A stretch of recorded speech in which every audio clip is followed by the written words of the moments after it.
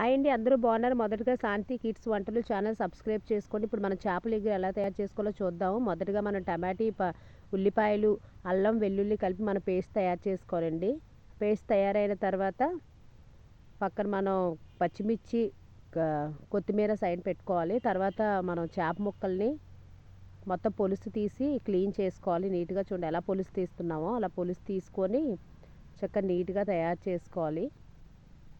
చేసుకున్న తర్వాత మనం ఆ చేప ముక్కలుకి కారం, ఉప్పు, పసుపు, మసాలా కలిపి పట్టించాలి.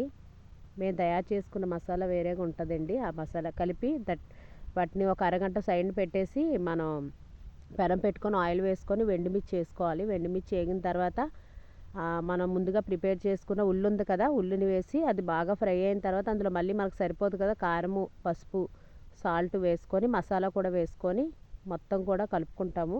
కలుపుకున్న తర్వాత ముక్కలు సైడ్ పెట్టుకున్నాం కదా, ముక్కలు వేసేసి అవి ఇలా ఫ్రై చేసుకోవాలి. ముక్కలు బాగా ఫ్రై అవ్వాలండి. ఆ ఉల్లితో కలిపి ఫ్రై అవ్వాలి. ఉల్లి బాగా ముక్కలకు పట్టాలి. పట్టేటట్టు వేపేసి చూడండి ఎలా అయితే అయిన తర్వాత మూత పెట్టుకుంటాం. మూత పెట్టుకున్న తర్వాత ఒక పావు గంట చాలండి. పావు గంట తర్వాత మూత తీసుకుంటే ముక్కలు బాగా మగ్గుతాయి. ఆ తర్వాత వాటర్ వేసుకొని మొత్తం అటు ఇటు కలిపేసి